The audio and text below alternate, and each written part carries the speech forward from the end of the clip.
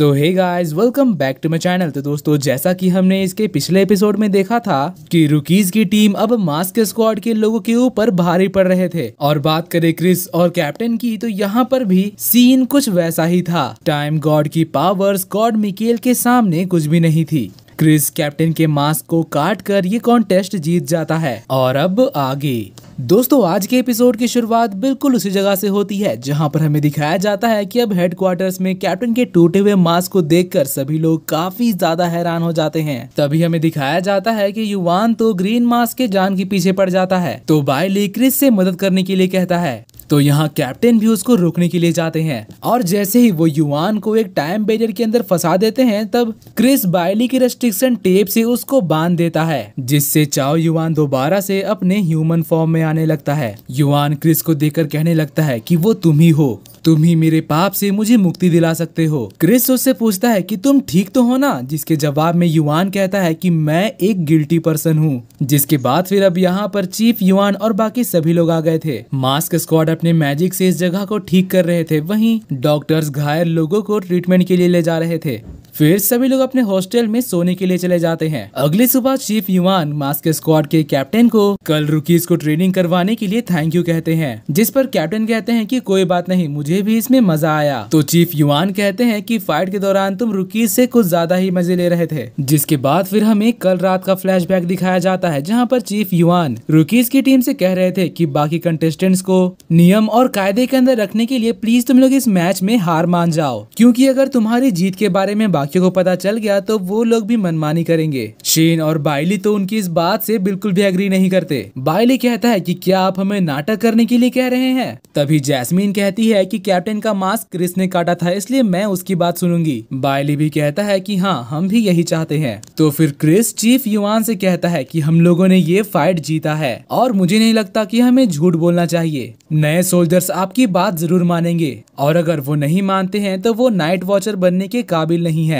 फिर हमें प्रेजेंट का सीन दिखाया जाता है, जहां चीफ युवान अब कह रहे थे कि सारे रुकीज एक से बढ़कर एक हैं, लेकिन अगर तुम जीतते तो ज्यादा अच्छा होता। जिसके जवाब में कैप्टन कहता है कि आपने ही तो कहा था कि मुझे और मेरी टीम को यहाँ पर सिर्फ अपना 30% पावर यूज करना है। तो फिर चीफ युवान कहते हैं कि अगर मैं तुम्हें अपनी पूरी ताकत इस्तेमाल करने दे देता तो मेरा यह ट्रेनिंग कैंप अब तक धूल बन चुका होता। अब इस पर कैप्टन कहते हैं कि टेंशन मत लीजिए, जाने से पहले जितना भी डैमेज हुआ है मैं वो सब ठीक करके जाऊंगा। फिर सीन चेंज होता है और हमें क्रिस को दिखाया जाता है, जो कि अपना कोलगेट ब्रश लेकर फ्रेश होने के लिए जा रहा था। फिर यहाँ पर शेन, बाइली, युवान और जैस्मिन भी आ जाते हैं। अब इसके बाद फिर हमें उनकी ट्रेनिंग का सीन दिखाया जाता है। यहाँ पर चीफ युवान बता रहे थे कि कल की टेस्टिंग के बाद हमने 122 नए रिक्रूट्स को एलिमिनेट कर दिया।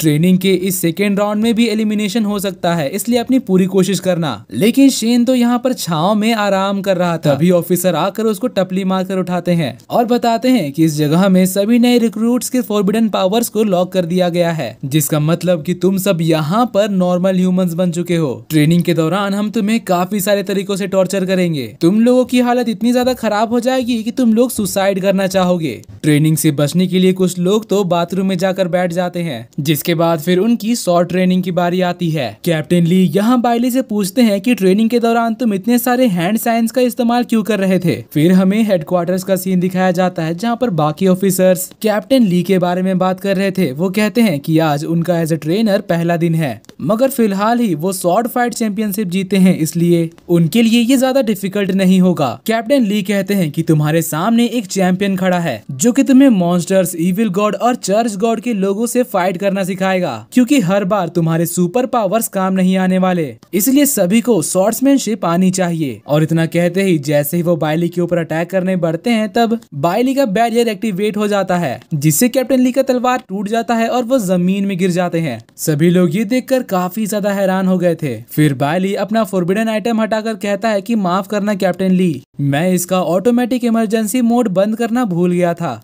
मगर अब हम दोबारा से शुरू कर सकते हैं। तो फिर कैप्टन ली सभी से कहते हैं कि अभी जो आपने देखा वो तो बस एक एक्सीडेंट था, इसलिए इस बार आप सभी लोग ध्यान से देखेंगे। और फिर एक तलवार उठाकर कहते हैं कि चाहे कितना भी अच्छा डिफेंस क्यों ना हो, अच्छे स्वॉर्ड्समैनशिप से हम किसी को भी हरा सकते हैं। लेकिन इस बार फिर से बाइली के ब्रेसलेट के वजह से कैप्टन का तलवार जल जाता है। बाइली कहता है कि सॉरी कैप्टन ली, मुझे माफ कर दीजिए, ब्रेसलेट का सेफ्टी फीचर ऑन ही रह गया था, लेकिन हम अब ये दोबारा से ट्राई कर सकते हैं। लेकिन कैप्टन ली उसको नीचे भेज देते हैं। कैप्टन ली मन ही मन अब सोचने लगते हैं कि हान ली, तुम्हें पैनिक नहीं करना है, अब बस एक कमजोर लड़के को उठाकर अपनी ताकत दिखाओ ताकि सब लोग तुम्हारी रिस्पेक्ट करें। मगर उनकी किस्मत इतनी खराब थी कि वो क्रिस को बुला लेते हैं, लेकिन इस बार वो शुरुआत में ही पूछ लेते हैं कि तुम्हारे पास कोई फोरबिडन आइटम तो नहीं है ना। क्रिस बताता है कि नहीं, मेरे पास ऐसा कुछ भी नहीं है। ट्रेनर हान ली ये सुनकर काफी ज्यादा खुश हो जाते हैं। वो कहते हैं कि ये मेरे लिए बिल्कुल सही शिकार है और फिर क्रिस से कहते हैं कि अब मैं तुम्हारे ऊपर जो अटैक्स करने वाला हूँ तुम उसको रोक नहीं पाओगे, लेकिन घबराओ मत, मैं ज्यादा जोर से हिट नहीं करूंगा। मगर उनके अटैक को तो क्रिस बड़े ही आसानी से रोक देता है। ट्रेनर हान ली ये देखकर हैरान हो जाते हैं और कहते हैं कि शायद तुम्हें तलवार के बारे में थोड़ी नॉलेज है। मगर इसके बाद फिर वो सीरियसली अटैक करने लगते हैं, मगर उसके हर एक अटैक को क्रिस बड़े ही आसानी से रोक लेता है। ट्रेनर हान ली ये देखकर परेशान हो जाते हैं। वो कहते हैं कि आखिर तुमने ये सब कहां से सीखा,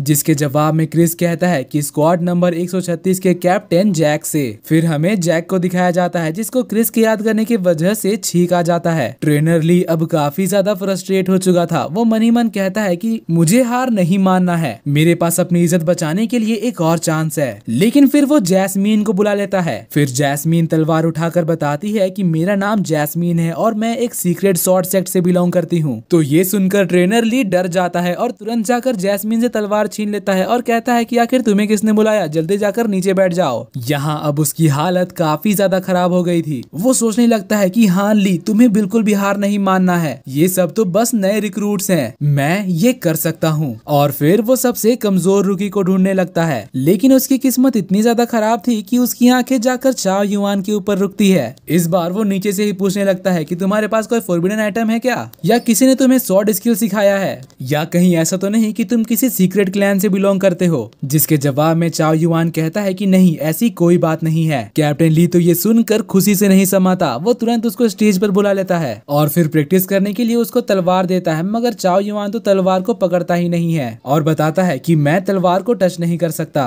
जिस पर ट्रेनर ली कहते हैं कि ये तो बस एक लकड़ी का तलवार है। तो चाओ युआन बताता है कि मैं तलवार के जैसे दिखने वाले किसी भी चीज को टच नहीं कर सकता। ट्रेनर ली ये सुनकर फ्रस्ट्रेट हो जाते हैं। वो कहते हैं कि तुम लोग यहाँ पर ट्रेनिंग करने के लिए आए हो, तो फिर ये ड्रामा किस बात का। तभी बायली खड़ा होकर बताता है कि ट्रेनर ली ये सच में तलवार को टच नहीं कर सकता, वरना इसकी फोरबिडन पावर एक्टिवेट हो जाएगी। तो ट्रेनर हान ली कहते हैं कि उसकी चिंता तुम लोग मत करो, यहाँ पर तुम लोगों के फोरबिडन पावर को सील करने के लिए बैरियर्स लगाए हुए हैं और मैं तुम्हें ऑर्डर दे रहा हूँ। चाओ युआन कहता है कि अगर ऐसी बात है तो ठीक है, और इतना कहते ही जैसे ही वो अपना तलवार उठाता है उसके अंदर की डिमोनिक एनर्जी उसके ऊपर हावी हो जाती है, जिससे उसका ट्रांसफॉर्मेशन हो जाता है। ट्रेनर ये देखकर काफी ज्यादा हैरान हो जाता है। वहीं स्टूडेंट्स भी डर के मारे भागने लगते हैं। बायली कहने लगता है कि यहाँ पर तो सबकी फोरबिडन एनर्जी सप्रेस की हुई थी ना। जिसके जवाब में क्रिस कहता है कि हाँ, इसीलिए ट्रेनर उसको रोकने के लिए सिर्फ अपने लकड़ी के स्वॉर्ड का इस्तेमाल कर सकते हैं। शेन कहने लगता है कि ये तो बहुत ही ज्यादा खूनखार है, कहीं ये हमें ना मार दे। तभी बायली उसका ध्यान भटकाने के लिए उसके ऊपर अपने गोल्डन बर्ड से अटैक करता है। शेन और जैस्मिन भी उसके ऊपर प्लान बनाकर अटैक करने जाते हैं। फिर क्रिस आगे बढ़कर ऑरा सप्रेसिंग टेप से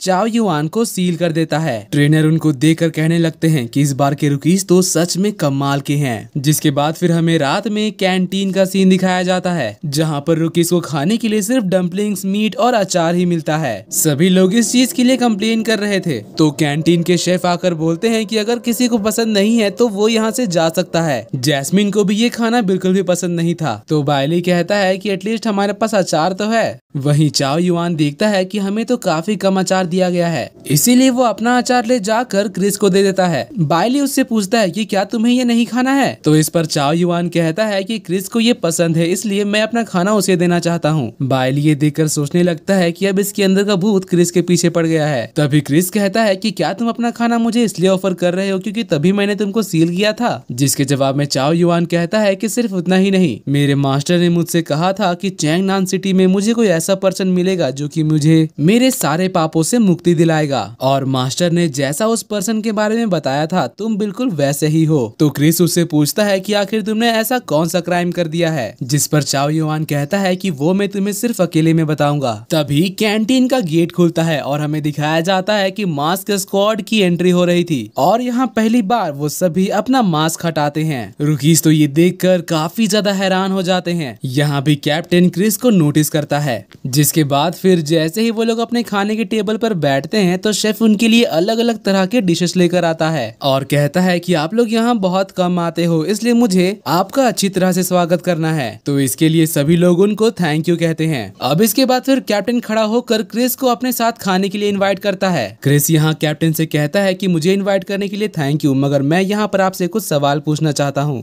तो मास्क टीम का एक बंदा कहता है कि क्या तुम ये जानना चाहते हो कि बाकी के रिक्रूट्स की आंखें हरी कैसे चमक रही हैं? तो क्रिस कहता है नहीं, और फिर कैप्टन से पूछता है कि आखिर तुम गॉड के अवतार कैसे बने और तुम कौन से गॉड के अवतार हो? तो कैप्टन उसको टच करके उसके माइंड के अंदर सारे विजुअल्स दिखाने लगता है और बताता है कि ये बात 8 या 9 साल पुरानी है। जब मैं स्कूल से घर जा रहा था तब अचानक से मेरे सामने एक ट्रक आ जाता है। मैं उससे टकराने ही वाला था, मगर तभी अचानक से समय रुक जाता है। मुझे लगा था कि मैं मरने वाला हूँ, मगर तभी मेरे सामने आते हैं गॉड ऑफ टाइम। उन्होंने मेरे साथ एक कॉन्ट्रैक्ट बनाया और मुझे अपने रूइंस दिए और इसके बदले में मुझे गाओतियानयू जाना है ताकि वहाँ से मैं उनके लिए कुछ लेकर आऊँ। तभी क्रिस कहता है कि गाओतियानयू तो जापानीज मैथोलॉजी में गॉड्स का होम टाउन है ना, क्या असल दुनिया में भी ये सच में एग्जिस्ट करता होगा? तो इस पर कैप्टन कहते हैं कि हाँ, अगर गॉड ऑफ टाइम एग्जिस्ट करते हैं तो ये भी जरूर एग्जिस्ट करता होगा, लेकिन मुझे अब तक गाओतियानयू नहीं मिला है। वैसे तुम अपने बारे में बताओ, तुम गॉड मिकेल के अवतार कैसे बने? जिसके जवाब में क्रिस कहता है कि मुझे नहीं पता, उन्होंने बस मेरी तरफ देखा था। कैप्टन कहने लगता है कि गॉड मिकेल का रैंक 3 है, जिसका मतलब कि वो एक टॉप गॉड हैं। काफी सारे लोग उनके पावर्स को हासिल करना चाहते हैं, इसलिए तुम्हें संभल कर रहना होगा। क्रिस पूछता है कि क्या तुम चर्च के बारे में बात कर रहे हो? तो कैप्टन उसको बताते हैं कि वैली गॉड चर्च के लोग काफी ज्यादा पागल और खतरनाक हैं। अगर वो लोग तुम्हें अपने साथ शामिल नहीं कर पाए तो वो तुम्हारे गॉड मिकेल के पावर्स को चुराने के लिए तुम्हें सील भी कर सकते हैं, जिससे तुम उनके लिए बस एक पावर सोर्स बनकर रह जाओगे। अब तक वो लोग मेरे ऊपर 4 बार अटैक कर चुके हैं,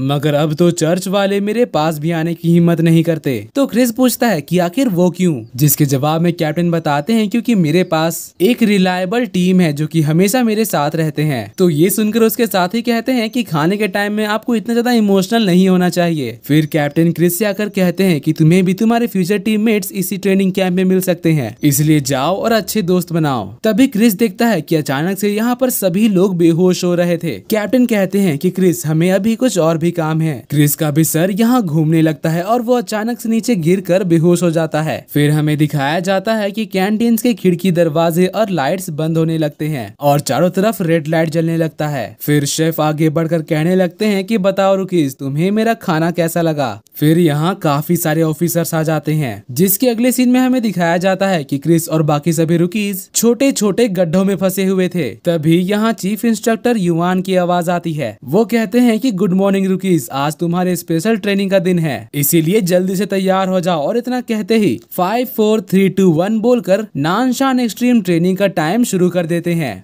यहाँ ड्रोन्स उनके ऊपर कलर बॉम्ब से अटैक करने लगते हैं। चीफ युवान बताते हैं कि इस ट्रेनिंग में तुम्हें अगली सुबह होने से पहले पूरे माउंटेन रेंज को पार करना है, जिसके दूसरी तरफ एक झंडा लगा हुआ है। वहाँ पहुँचते ही तुम्हारी ट्रेनिंग खत्म हो जाएगी। और इस स्पेशल ट्रेनिंग का पहला नियम ये है कि शुरुआत के 3 घंटे में तुम्हें ड्रोन से निकलने वाले कलर बॉम्ब से बचना है, मगर तुम ड्रोन्स के ऊपर अटैक नहीं कर सकते, जिसका मतलब कि तुम्हारे पास सिर्फ एक ही ऑप्शन है और वो है भागना। इस पूरे माउंटेन रेंज में फॉरबिडन पावर्स को रिस्ट्रिक्ट करने के लिए बैरियर्स लगे हुए हैं, जिसका मतलब कि तुम्हें यहाँ पर सिर्फ अपना शरीर और दिमाग का इस्तेमाल करना है। और तीसरी बात ये है कि तुम लोगों को 35 किलो का वेट जैकेट पहनाया गया है, जिसको अगर तुम उतारते हो तो तुम इमीडिएटली डिस्क्वालीफाई हो जाओगे। और चौथा नियम ये है कि अगर ड्रोन ने तुम्हारे ऊपर 5 बार अटैक कर दिया तो इसका मतलब भी तुम आउट हुए। जैस्मिन यहाँ बाइली को बचाने के लिए उसका हाथ पकड़कर ले जा रही थी, तो बाइली ये देखकर सोचने लगता है कि कहीं ये कोई सपना तो नहीं। फिर चीफ इंस्ट्रक्टर युवान बताते हैं कि जो भी झंडे के पास सबसे पहले पहुंचेगा वही इस एक्सट्रीम ट्रेनिंग का विनर बनेगा और उसे एक शानदार इनाम भी मिलेगा। जैस्मिन यहाँ कहती है कि हमें इस गाड़ी का इस्तेमाल करना चाहिए, तो बाइली कहता है कि चिंता मत करो, मैं ड्राइव करूंगा, मगर जैस्मिन तो उसे कहती है कि चुपचाप पीछे बैठ जाओ। फिर चीफ युवान बताते हैं कि जो भी इसमें हारेगा हारेगा उन्हें कड़ा पनिशमेंट मिलेगा। फिर हमें एक रुकी को दिखाया जाता है जो कि सबसे पहले आउट हुआ था। यहाँ चीफ युआन उससे पूछते हैं कि तुमने अपने लाइफ में सबसे शर्मनाक काम कौन सा किया था, और ऑफिसर्स ने यहाँ पर उसको सच बोलने वाली अंगूठी पहना दिया था, जिस वजह से उसको ना चाहते हुए भी बताना पड़ता है कि जब वो 7 साल का था तब वो क्लास में अपनी क्रश के सामने पैंट में पॉटी कर दिया था। उस दिन से सभी लोग उसके ऊपर हंसने लगे और इस बात के लिए उसकी क्रश भी उसका मजाक उड़ाने लगी। सभी लोग उसकी ये बात सुनकर हंसने लगते हैं। तो चीफ इंस्ट्रक्टर युआन कहते हैं कि अभी तो तुम लोगों को ये फनी लग रहा है, लेकिन अगर तुम लोग भी आउट हो गए तो तुम्हें भी सेम ट्रीटमेंट मिलेगा, इसलिए जी जान से इस ट्रेनिंग को पूरा करने में ध्यान लगाओ। आगे का रास्ता और भी ज्यादा खतरनाक है, इसलिए गुड लक। और दोस्तों इसी के साथ आज का ये एपिसोड यहीं पर खत्म होता है। अगर आपको मेरी एक्सप्लेनेशन और ये एपिसोड पसंद आई तो प्लीज वीडियो को लाइक कर देना और जाने से पहले चैनल को सब्सक्राइब करके बेल नोटिफिकेशन भी ऑन कर लेना, ताकि जैसे ही इसका नेक्स्ट एपिसोड आए तो आपको सबसे पहले पता चल जाए। तो मिलते हैं आपसे अगली वीडियो में, तब तक के लिए bye bye, be happy, be safe and thanks for watching.